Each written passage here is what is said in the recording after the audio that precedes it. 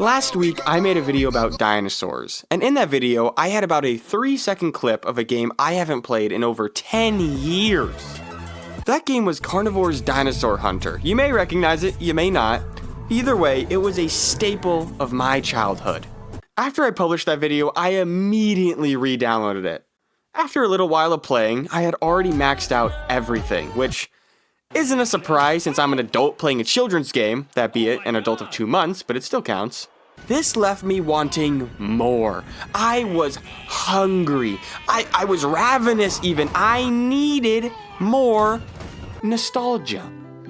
So I ended up going down an App Store rabbit hole of all the major games I had once played as a wee little lad. This rabbit hole pretty much consumed my entire weekend, so instead of writing my biology lab report or studying for my Calc 2 final exam or just doing literally anything productive, I ended up just playing a bunch of children's mobile games. But hey, at least I got something to talk about with you guys. You know, sometimes I think you're the only people who really listen to me. Anywho, I got a bunch of games to talk about. So I'll try and keep them somewhat brief. I'll be talking about the games itself, but also any stories I associate with it. So if you just hate me and only want to hear about the gameplay of mobile games made over a decade ago, then tough luck, buddy. I still gotta finish my weekly quota of yapping, and you're looking mighty attentive today. I also want to mention that a lot of these games are much more niche, or at least I haven't heard many people talk about them. This video could be like any other nostalgic mobile games video where I talk about Angry Birds and Plants vs. Zombies for the 5 millionth time and be like, oh my god, do you guys remember this? Yes! Yes, I do remember it! They made 30 games and 2 movies about it. I'm not nostalgic for it. I'm just sick of it! Okay, I'll begin now.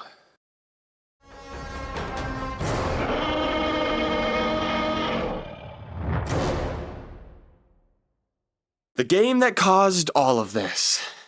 Carnivores was and still is such a good game, at least for mobile standards. As you could probably tell from the name, you hunt dinosaurs. Need I say more? I don't know about those cootie-infested girls, but us boys love us some guns and love us some dinosaurs. So combining both of those things together pretty much made any young buck's dream come true. Starting with the music. Holy crap-oly does that hit. When you open this game, you feel like you're about to go back in time to the back in time to the Mesozoic era and hunt yourself some dinosaurs. I mean, at least I thought they were dinosaurs. I ended up going down a YouTube binge of all these carnivore videos because I didn't realize how much of a community it had. Ended up finding out that the dinosaurs you were hunting are actually just aliens? So that's cool. I mean, the title's kind of misleading though. I did spend $5 on this game, so I may or may not be getting into contact with the Carnivores legal team. Anyways, the gameplay itself is chill. I mean, what more do you want? You spawn on an island and hunt dinosaur-looking aliens. That's just objectively cool. I will say that the replayability is somewhat stale. I mean, you can only fill up your trophy room with T-Rexes for so long, you know? The survival mode is also pretty fun. I beat my high score by like 15 waves, which felt good knowing that I'm a better gamer than I was 10 years ago. Again, this gets stale quick though. I tried playing the Ice Age version to try and counteract that repetitiveness, but let's be honest, the original version is so much better. Hunting huge, extinct reptilian giants is way cooler than hunting, oh no, the scary wild boar. Ah! Speaking of being scary though, this game actually got me jumping a couple times. To be fair, I am a little baby boy who can't handle anything remotely scary, but still, this children's game that looks like it could run on a calculator does have some spooks. Sometimes you could be unaware of a dinosaur charging at you until it just popped out from over a hill and devoured you. That'll make you give it a lot. Huh? The worst though, and what I really feared as a grown man, was the unknown. There's a little feature in this game where Even if you don't choose to hunt a specific creature, it still has a chance to spawn on the map. So, for example, if I chose to hunt Utahraptors, it would only show me where the Utahraptors are on the map. This means, out of the blue, even with me looking at the map and knowing where the danger is supposed to be, a Spinosaurus has a really low chance of spawning and could just charge out of nowhere and clap me. I'm saying this example out of personal experience. God, I jumped! I dropped my phone. I was straight startled. I haven't played since. I don't like being scared. It's not fun, and that's all I would be from now on if I ever played again. That being said, good game. Would recommend if you haven't played, or if you have and it's just been a while. It's a really good game. It's a really good time. Until that dang Spinosaurus.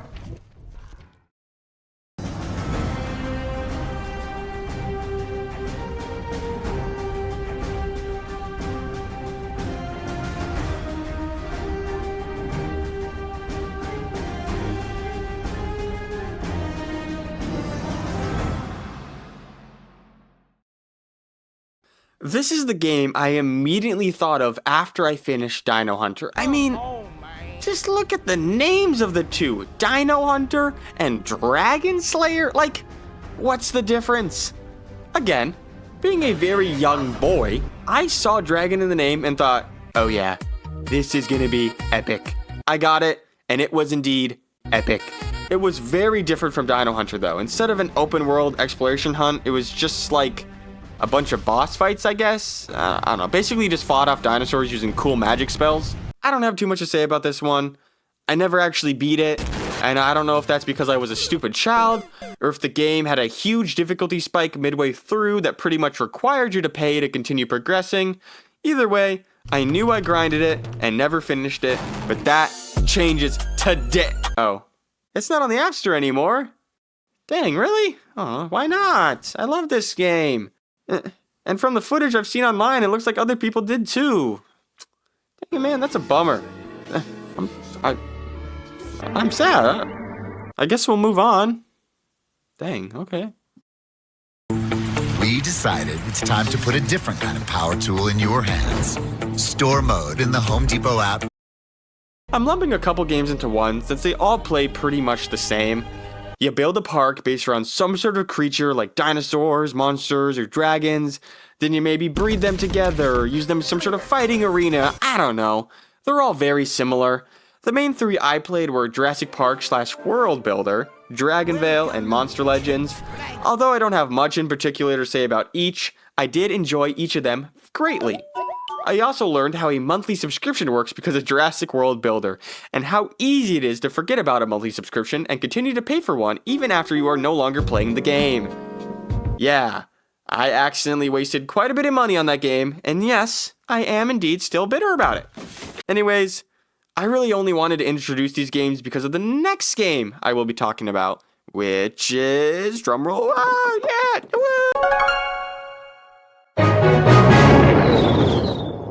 Some people may consider this a park builder, or at least I do. Despite that, I still wanted to talk about it on its own, because I have some very juicy lore to dump about ye olde Clash. So to set this scene, I believe I was in the first grade, which made me about 6 years old. I've been playing COC for some time now, and I came to the decision to create my own clan. I was a very modest child. I never had any intentions for this clan to be anything too great. All I wanted in the whole wide world was for my best friend to join. And that best friend was named Lucas. After creating the clan and probably naming it something cringe like I Love Pokemon 32, I saw Lucas the next day at school, and I reached out my hand in companionship, and I requested for his camaraderie. Sir Lucas, do you wish to join me on the digital medieval battlefield that is Clash of Clans by joining me and standing by my side as not just a fellow clanmate, but as a friend? Yeah, man, I'd love to, but... Oh, yay. Here, I'll write the name down and you can join later tonight. Yeah, thanks, but I'm already in a clan.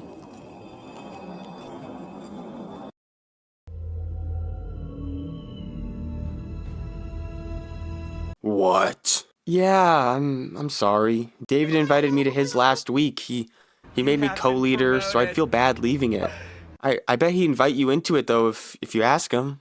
No, no, that's all right. I think I'll just stay in mine, but thank you.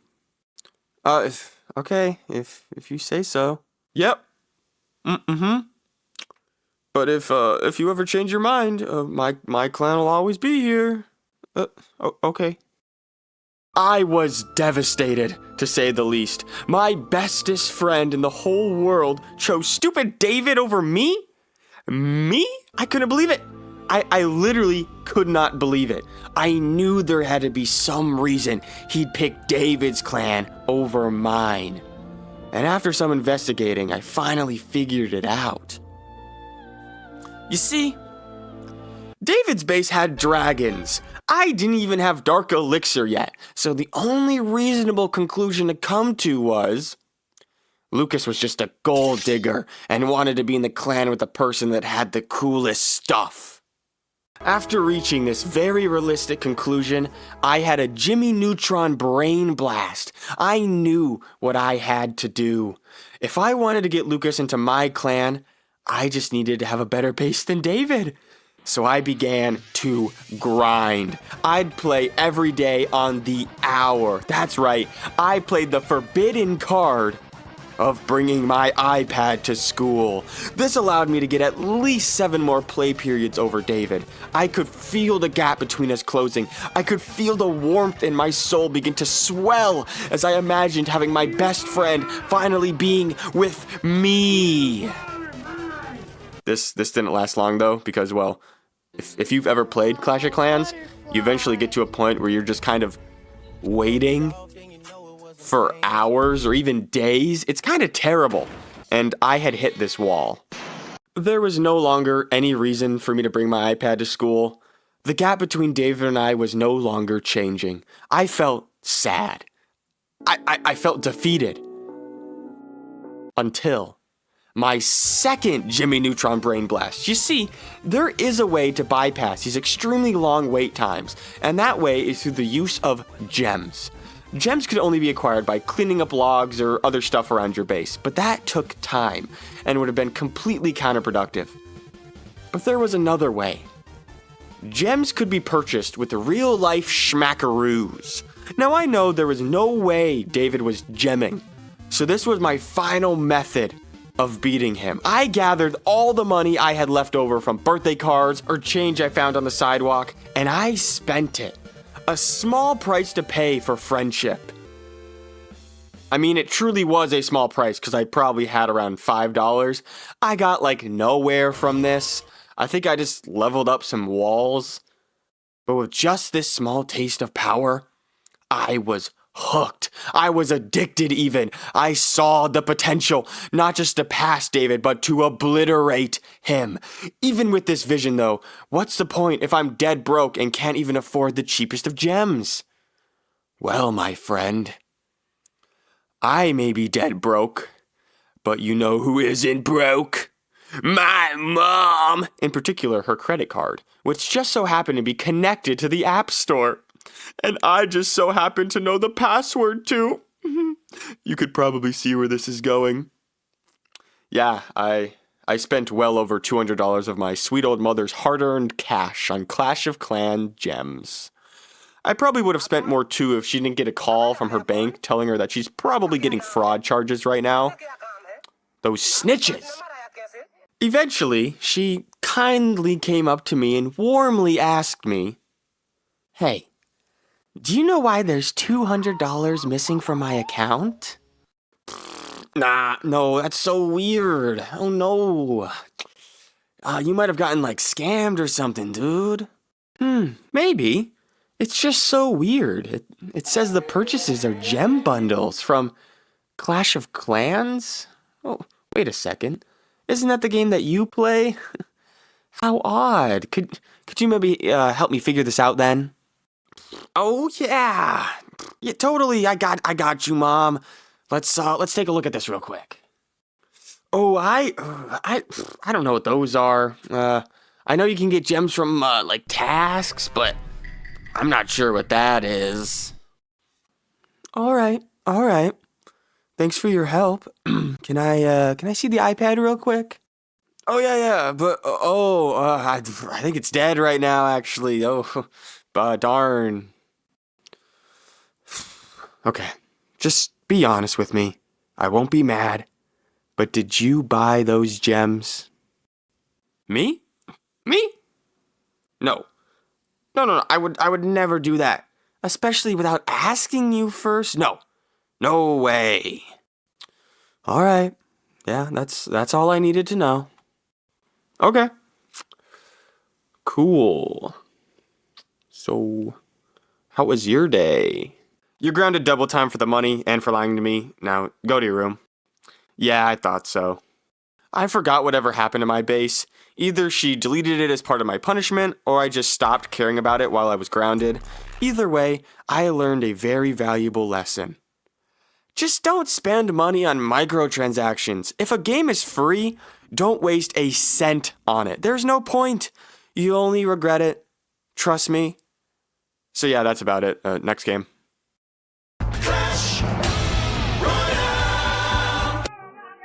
This game didn't actually come out long enough ago for me to have nostalgia for it. I just wanted to include it on the list so I could flex on you guys and show that I'm better. I could be any one of you, any day, any time, any deck. Yeah, that's about it. Moving on for real now.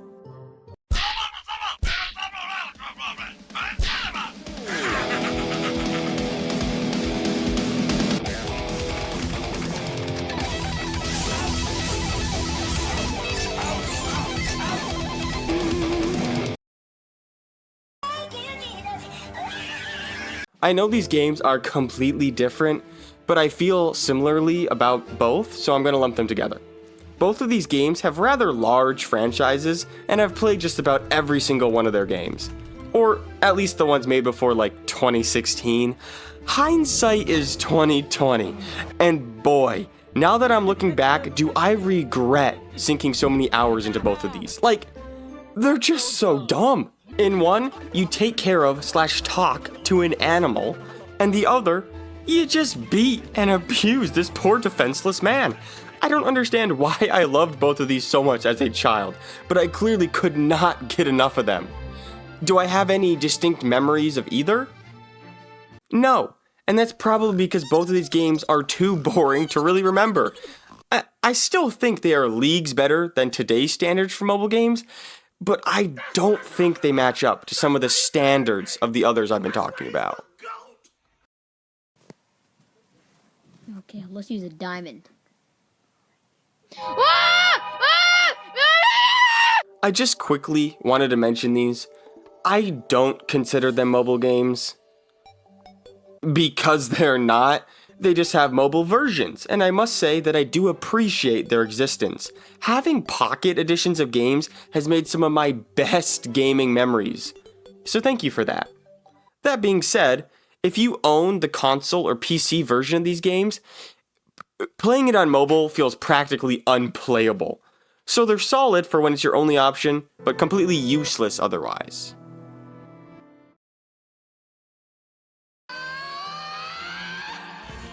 Meet 150 cute and fun pets. Collect the whole family and complete your collection. There are so many different pets to collect. Create your own LPS town. Stop it, please, I beg you! Okay, hear me out. I am not a furry. Trust me. I have a good reason for adding this. My sister used to play this game a lot, and me, wanting to be a good older brother, just wanted to relate to her. Okay, that's a lie. She'd kill me if she heard that. I didn't want to relate to her. I wanted to be better than her. I only played this so I could have the better pets. I also reset her world like 6 times. I'm not proud of it, and this is my public apology to her and the rest of the furry community. Other than that, this game was fine, I guess. Just another generic park builder.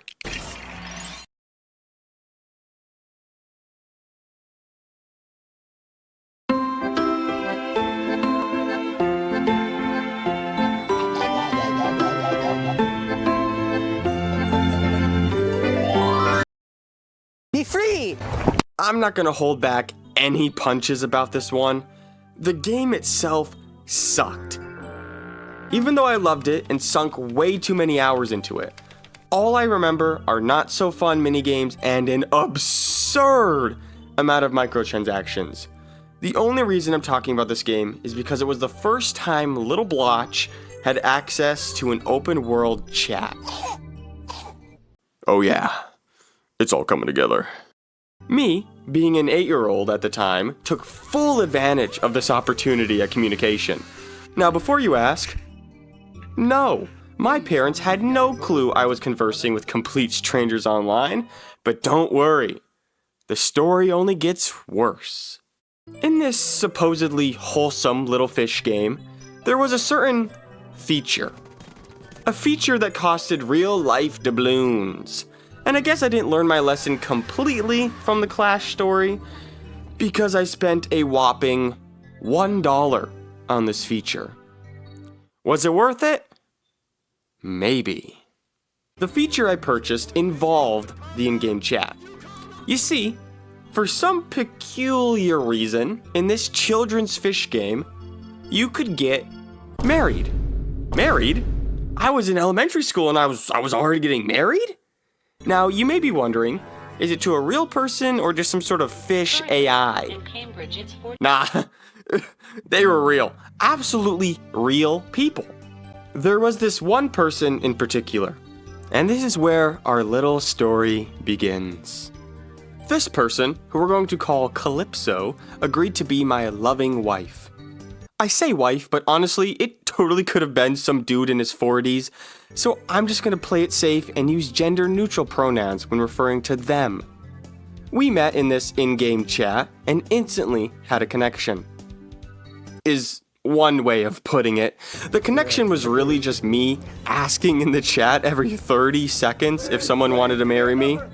Although I was practically begging someone to accept my proposal, I did have some standards and some policies. That being that I couldn't make the ring purchase until that Saturday, and I believe it was a Wednesday at the time. So this made my plan very simple. Find someone on Wednesday, get to know them until Saturday, then make them my forever partner.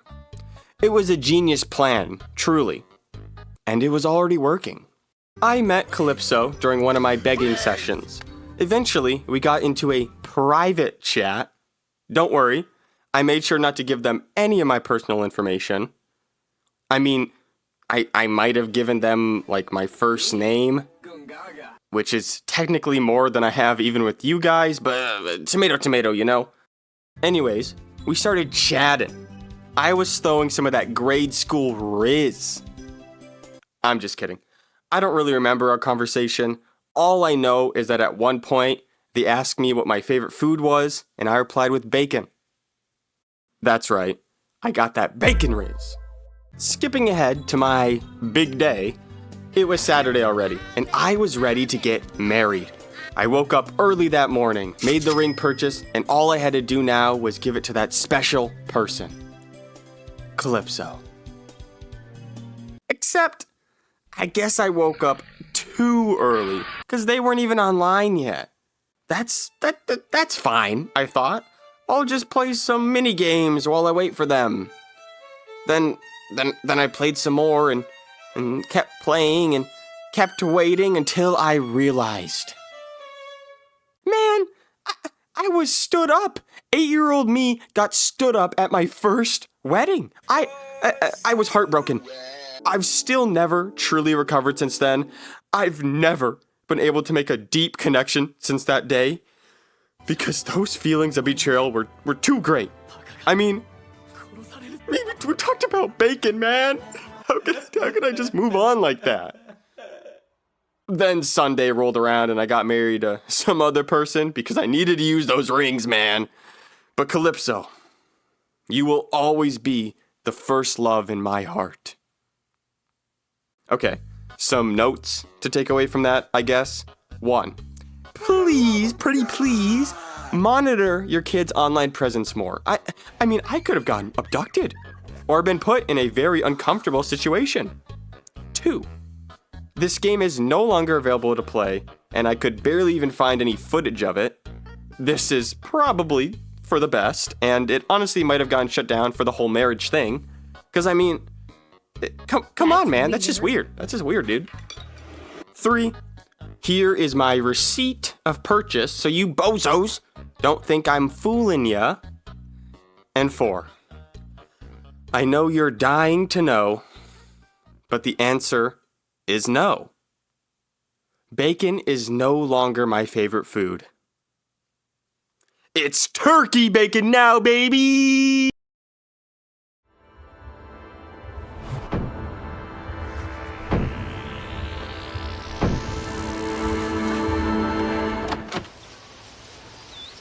Police are investigating the deadly shooting of a college student who was playing Pokemon Go.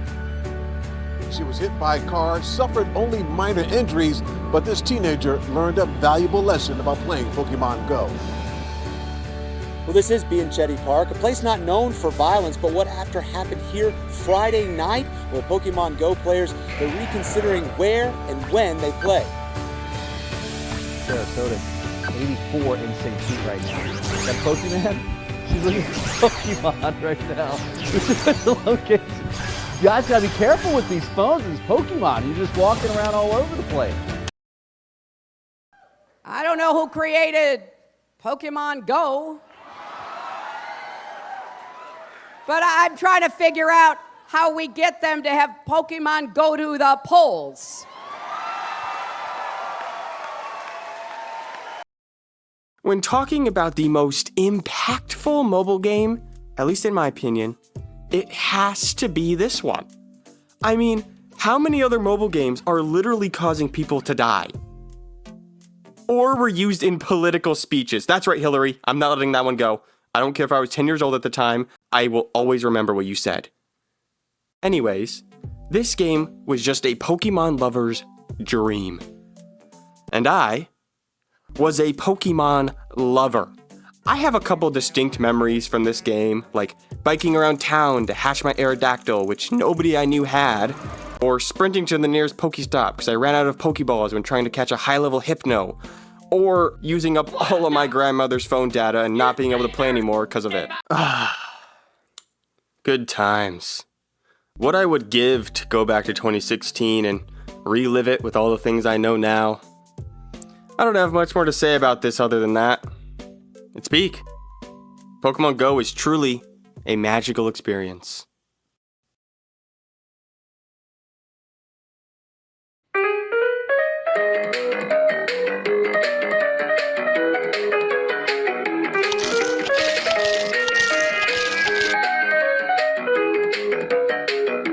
I know I said I wouldn't talk about it, but this game is just so good, man!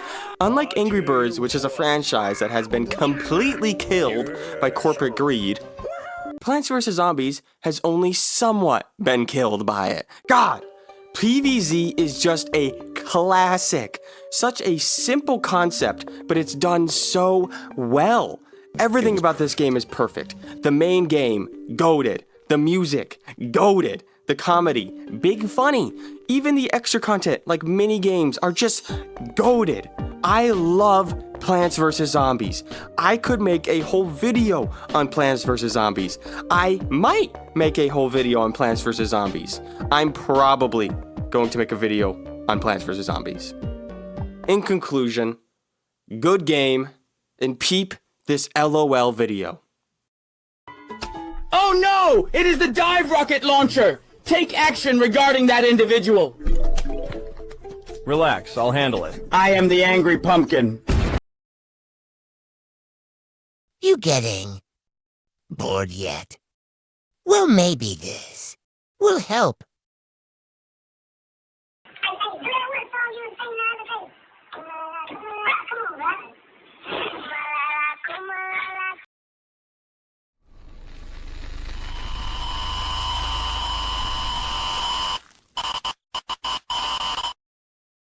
These games suck and are boring.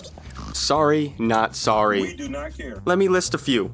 Minion Rush, Temple Run 1, Subway Surfers, Zombie Tsunami, Jetpack Joyride, Crossy Road, Temple Run 2, All of these games are so boring. I will never understand how these games will ever be fun for more than 5 minutes. I mean, it's just the same thing every single time.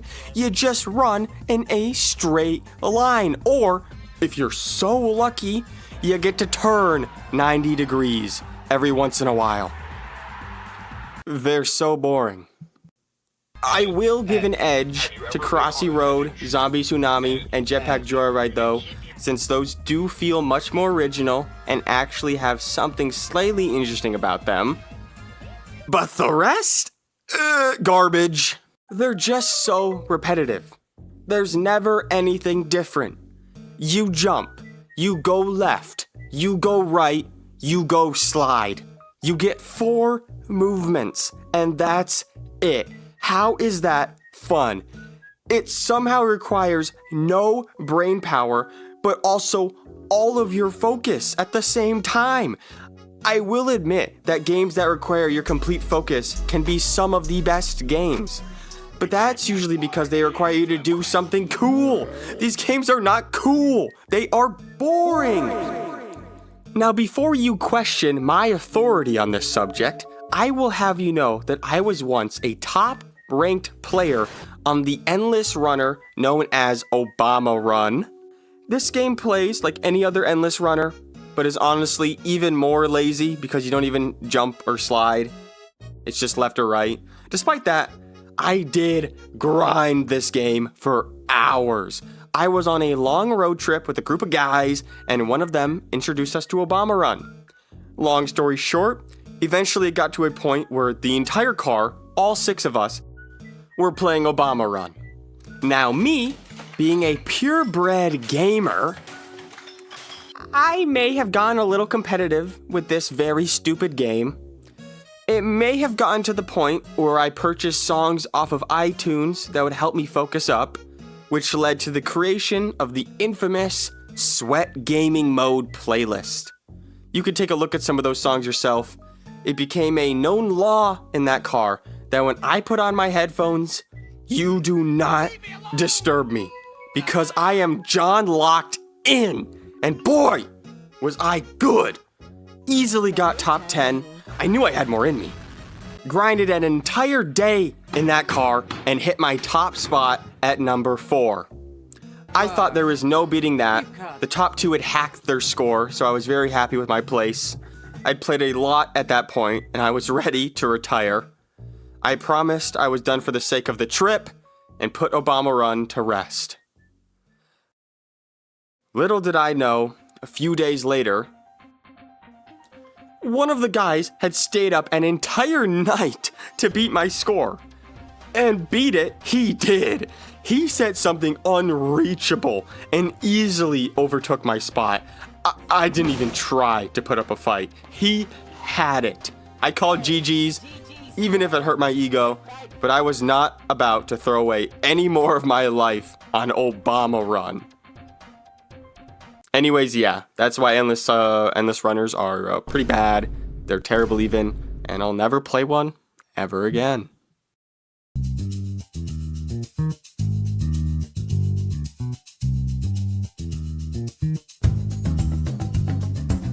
Monkey pop balloon. me like this game. Funny monkeys.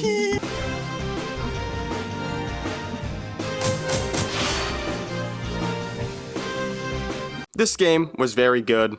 It was very fun. I genuinely loved it, so you could imagine my devastation when it got shut down in the US App Store.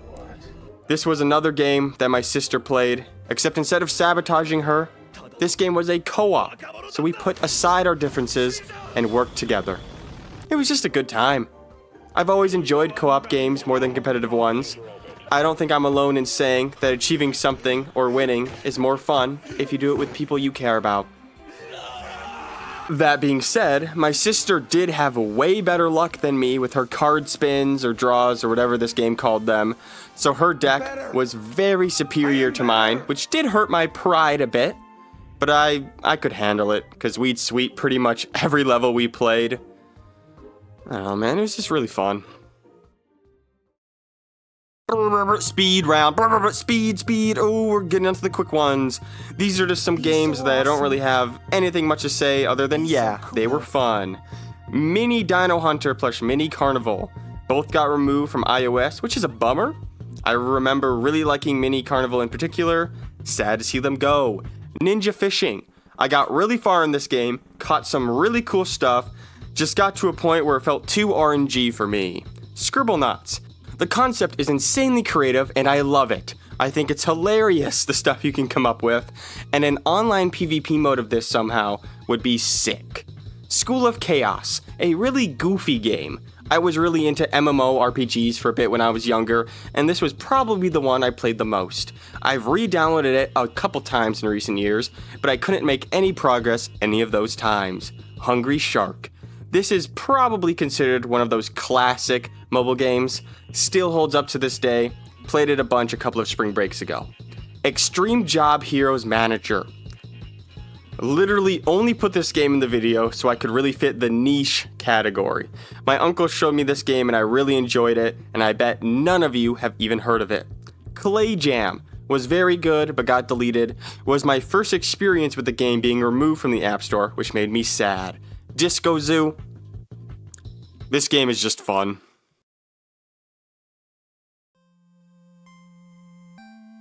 I feel pity for the current children of the world. Instead of getting great mobile games that actually feel like they were genuinely made with love and passion, they get the slop that fills half the screen of a YouTube short. The peak of mobile gaming was hit a long time ago, and I doubt it'll ever go back to the way it once was, which is just sad. Some of the happiest times in my life were spent playing fun mobile games with friends, or even just on my own. Playing some of these games again really made me feel like a kid again. It made me forget about the future, about the weight of the world. I felt carefree and at peace. The greatest part about being a kid is that you get to make anything you want be important to you. If you're a kid and want to revolve your entire life around hunting a certain dinosaur, or catching the coolest Pokemon, or getting married to a stranger online, you can. And who cares if you do? You're 6. You don't have to pay taxes or bills or buy groceries. You were just a leech then, and there was nothing wrong with that. You got to enjoy being innocent and being able to care about whatever you actually wanted to care about. Those were simpler times, and I will always consider mobile games as a major part in that. Oh no! It is the dive rocket launcher!